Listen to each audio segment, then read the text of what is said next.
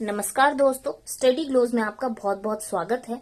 Government education में बहुत बड़े चेंजेस लेकर आई है, ऐसे चेंजेस जो शिक्षा को पूरी तरह से तब्दील कर देंगे और देश एक नॉलेज हब की तरह उभर कर आएगा। एक नया भारत जो सशक्त, स्वस्थ, समृद्ध, श्रेष्ठ और एक भारत होगा। जो ये नई शिक्षा नीति है वो 34 साल पुरानी एजुकेशन पॉलिसी जो प्रधानमंत्री राजीव गांधी जी के टाइम पर बनाई गई थी उसे चेंज कर देगी। इसी नई शिक्षा नीति के ड्राफ्ट को मंजूरी दी गई है, हालांकि इसे लागू होना अभी बाकी है। तो इस नई शिक्षा नीति के बारे में हम जानेंगे और स्कूली और कॉलेज लेवल पर एजुकेशन में क्या मेजर चेंजेस हुए हैं, हम सारे हाइलाइट्स को बारीकी से डिस्कस करेंगे। तो लेक्चर को एंड तक देखिएगा। आइए स्टार्ट करते हैं लेक्चर। अगर आपकी कोई भी क्वेरी है तो आप मेरी फेसबुक प्रोफाइल राष्ट्रीय संगल पर पूछ सकते हैं, मैं जरूर आंसर करूंगी। 29 जुलाई 2020 को नई शिक्षा नीति को केंद्रीय मंत्री रमेश पोखरियाल निशंक ने मंजूरी दे दी। तो क्या ये जो नई शिक्षा नीति है इसे एकदम से मंजूरी मिल गई, ये एकदम से संज्ञान में आ गई, एकदम से दिमाग में आ गई कि नई शिक्षा नीति बनानी चाहिए? जी नहीं। जो नई शिक्षा नीति का सफर है वो 2014 में शुरू होता है, जब लोकसभा के चुनाव में ये बीजेपी के घोषणा पत्र का हिस्सा थी। सरकार में आने के बाद 2015 में टीएसआर सुब्रमण्यम की अध्यक्षता में 5 सदस्यों की कमेटी गठित की गई और इसने अपनी रिपोर्ट 2016 में दी।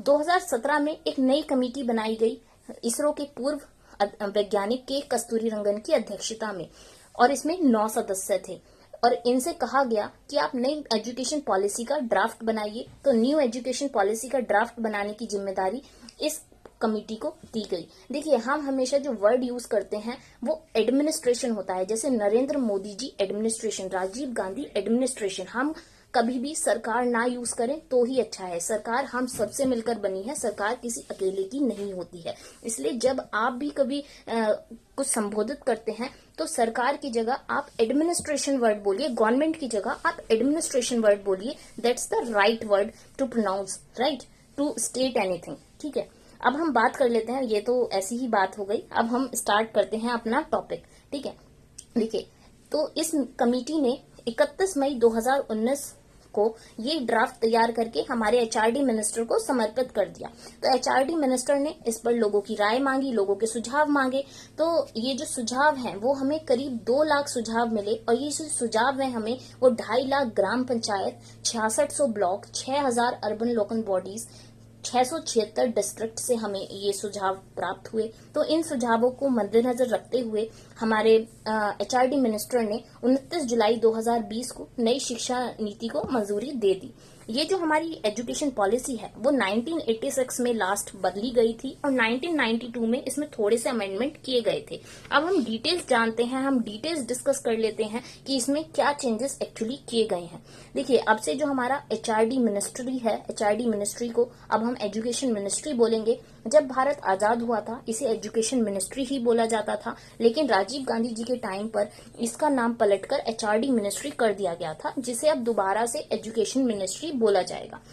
राइट, अब हम सबसे पहले जान लेते हैं, सबसे पहले अब हम डिटेल्ड हमारी जो नॉलेज है, डिटेल्ड हाइलाइट्स हैं उनको डिस्कस कर लेते हैं। तो सबसे पहले हम स्कूली शिक्षा में क्या बदलाव किए गए हैं उनको जानते हैं। सुनकर आपको बहुत अच्छा लगेगा कि एक साइंस का स्टूडेंट अपनी रुचि के हिसाब से आर्ट का सब्जेक्ट भी अब पढ़ पाएगा। स्टूडेंट्स को खूब फ्रीडम मिली है इस नई शिक्षा नीति में। बच्चों के पूरे विकास पर फोकस किया गया है, जोर दिया गया है। वोकेशनल ट्रेनिंग जैसी चीजें लाई गई हैं, वर्चुअल लैब्स बनाई जाएंगी। तो अब हम डिटेल्स देख लेते हैं, डिटेल्स जानते हैं कि स्कूली शिक्षा में क्या बदलाव किए गए हैं। देखिए, 2030 तक 100% बच्चों को मेन स्ट्रीम एजुकेशन में हम लाकर रहेंगे, ये एक टारगेट रखा गया है। न्यू एजुकेशन पॉलिसी 2020 में 2 करोड़ बच्चे जो स्कूल नहीं जाते हैं अभी तक, उन्हें ओपन स्कूलिंग सिस्टम के माध्यम से मेन स्ट्रीम में लाकर शिक्षा दी जाएगी। ये एक बहुत अच्छा फैसला है। शिक्षा हर बच्चे का एक अधिकार है। अब देखिए, अब ये जो 10+2 सिस्टम हुआ करता था वो अब से नहीं होगा। अब जो वो सिस्टम है वो 5+3+4 होगा। ठीक है, मैंने यहाँ पर लिखा है। और जो ये एज ग्रुप पर बांटा गया है, देखिए मैंने एज ग्रुप यहाँ पर लिखे हैं, 3 to 8, 8 to 11, 11 to 14, 14 to 8। 0 से 3 तो वो पेरेंट्स के अंडर ही रहते हैं बच्चे, ठीक है, उनके अंडर ही पढ़ेंगे। अब 5th क्लास तक मदर टंग में पढ़ाना इम्पोर्टेंट है। ठीक है, मतलब जैसे अगर तमिलनाडु में तमिल पढ़ाई जाती है तो वहां पर तमिल में शिक्षा देंगे। ठीक है, मदर टंग में पढ़ा सकते हैं 5th क्लास तक। ठीक है, ये अनिवार्य है। 6th क्लास में आते ही बच्चे को वोकेशनल ट्रेनिंग दी जाएगी, मतलब आप इंटर्नशिप कर सकते हैं, जैसे आप किसी बार्बर के अंडर इंटर्नशिप कर सकते हैं, ऐसे छोटे छोटे कामों में इंटर्नशिप दी जाएगी।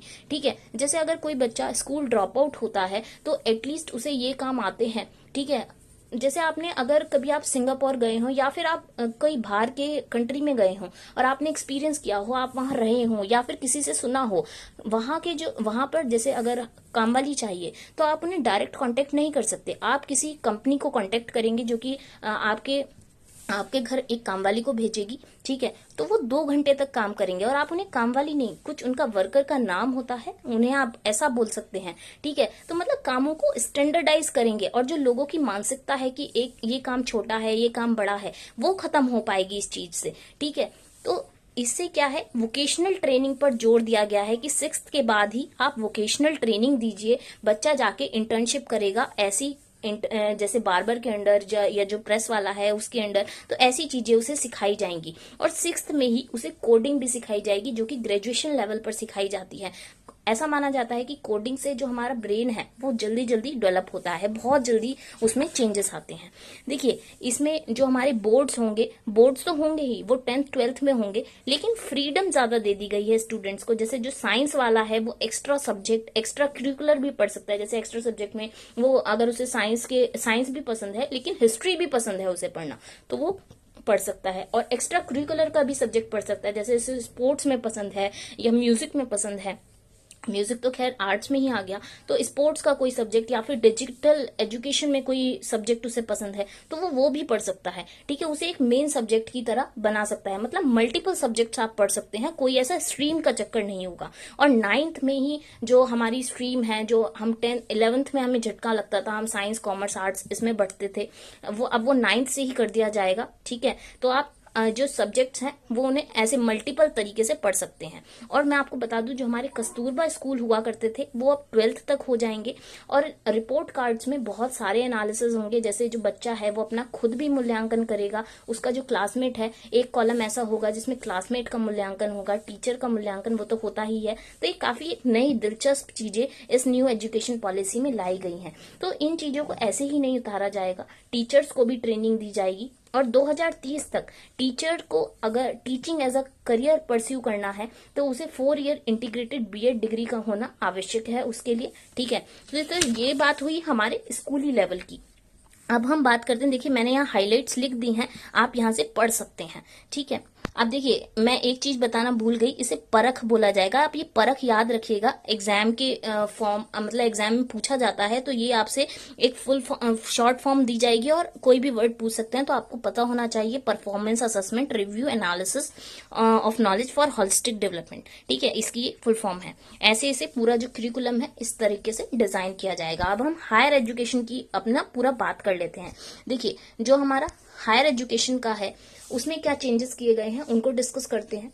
देखिए, हायर एजुकेशन में 3.5 करोड़ सीट्स ऐड की जाएंगी, जिससे 2035 तक 50% बच्चों को उच्च शिक्षा लेने के लिए प्रेरित किया जाए। इसमें मल्टीपल एग्जिट ऑप्शंस होंगे, मतलब अगर जैसे आपने बीकॉम में एडमिशन ले लिया है और 1 साल के बाद आपका मन नहीं लगा, आपका मन है कि आप कुछ और करना चाहते हैं या घर की स्थिति के कारण आप नहीं कर सकते, तो आपको 1 साल में जो कोर्स है वो छोड़ना पड़ा। तो ऐसा नहीं है कि आपका वो 1 साल खराब हो गया, वो जो 1 साल है वो काउंट होगा, उसका आपको सर्टिफिकेट मिल जाएगा। गवर्नमेंट की भाषा में इसे ट्रांसफर ऑफ क्रेडिट बोला गया है, मतलब आपको उस 1 साल का क्रेडिट दिया जाएगा, वो क्रेडिट जो है वो वेस्ट नहीं होगा। ठीक है, जैसे इस टाइप से बांटा गया है कि अगर आप 1 साल तक कोर्स को परस्यू करते हैं तो आपको सर्टिफिकेट मिलेगा, 2 साल तक एडवांस डिप्लोमा मिल जाएगा और 3 साल में आपको डिग्री मिल जाएगी। और 4 साल क्या है, देखिए 4 साल अगर जो लोग रिसर्च में जाना चाहते हैं तो उन्हें ग्रेजुएशन प्लस रिसर्च की डिग्री मिल जाएगी। और एमफिल जो है उसे हटा दिया गया है, अब आपका सीधा बस ग्रेजुएशन और उसके बाद पोस्ट ग्रेजुएशन, देन आपकी पीएचडी होगी। ठीक है, और जो प्राइवेट कॉलेजेस इतनी ज्यादा फीस वसूलते थे उन पर भी फीस कैप लगाया जाएगा। बहुत ही ज्यादा अच्छा डिसीजन है, बहुत फीस वो उल्टी सीधी बहुत मनमानी फीस लोगों से लेते थे। देखिए, बिल्कुल सेम एजुकेशन दी जाएगी, यूनिवर्सल एजुकेशन दी जाएगी, चाहे वो डीयू में हो, बिहार में हो, एमपी के कॉलेज में दी जा रही हो। ठीक है, बिल्कुल सेम स्टैंडर्ड रहेगा, स्टैंडर्ड एक फॉलो होगा। ठीक है, तो मतलब जहां भी स्टूडेंट जाए वो अच्छे से पढ़े। अब देखिए, जैसे कोई स्टूडेंट बीकॉम ऑनर्स कर रहा है, वो साथ में उसका मन है कि वो म्यूजिक पढ़े या हिस्ट्री पढ़े, तो वो पढ़ सकता है। ठीक है, मतलब आप मल्टीपल सब्जेक्ट्स कर सकते हैं। ऐसा नहीं है कि अगर आप बीकॉम ऑनर्स में हैं तो आपको उसी के सब्जेक्ट्स पढ़ने हैं। आपका जो मन है आप वो पढ़ सकते हैं। मल्टीपल सब्जेक्ट्स होंगे, आपके पास चॉइस होंगी। ठीक है, तो मतलब ये मल्टी डिसिप्लिनरी जो अप्रोच है वो आपकी स्कूल लेवल से ही चलती आ रही है और कॉलेज लेवल में भी आपकी होगी। ठीक है, अभी तक क्या होता था, आपकी बहुत सारी रेगुलेटरी बॉडीज होती थी जो नियम कायदे बनाती थी, जैसे यूजीसी, एआईसीटीसी। ठीक है, अब एक ही बॉडी बनाई जाएगी, HECI, higher education commission of India. हाँ, मेडिकल और लीगल जो हमारी संस्था है उनमें ये नहीं काम करेगी, और सारे चीजों में ये काम करेगी। ठीक है, बाकी अभी इस चीज का क्लैरिफिकेशन बाकी है। और जो जो हमारा कॉलेजेस का एफिलिएशन होता था, ये 15 साल में हम हटा देंगे, लेकिन इसे फेज्ड मैनर में हटाएंगे, मतलब धीरे धीरे हटाएंगे। तो कॉलेजेस को काफी ऑटोनॉमी दी जाएगी कि वो डिग्री खुद से दे सकते हैं। और अमेरिका की तर्ज पर नेशनल रिसर्च फाउंडेशन बनाया जाएगा, जिसमें रिसर्च को बढ़ावा मिलेगा। खाली साइंस की ही रिसर्च नहीं, अगर आप सोशल साइंस में रिसर्च करना चाहते हैं तो आप वो भी कर सकते हैं। नेशनल एजुकेशन टेक्नोलॉजी फोरम बनाया जाएगा, जिसमें जो लोग हैं, लोगों को एक प्लेटफॉर्म मिलेगा जिसमें वो अपने आइडियाज शेयर कर सकते हैं कि रिगार्डिंग हम टेक्नोलॉजी को लर्निंग, प्लानिंग, असेसमेंट में और कैसे यूज कर सकते हैं, जिससे हम बहुत एनहेंस कर सकें इन चीजों को और अच्छा बना सकें। देखिए, न्यू पॉलिसी में लैंग्वेज का काफी प्रमोशन देखा गया है और लैंग्वेज के प्रमोशन पर बहुत ध्यान दिया गया है।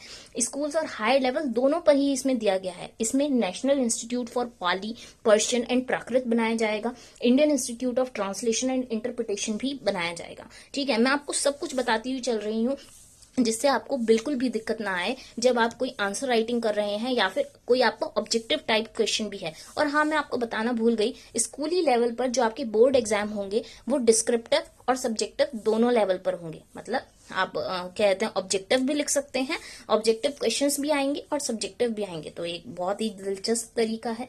अब देखिए, इतनी सारी चीजें तो हमने ऐड कर ली, तो इसके लिए हमें इंफ्रास्ट्रक्चर भी चाहिएगा।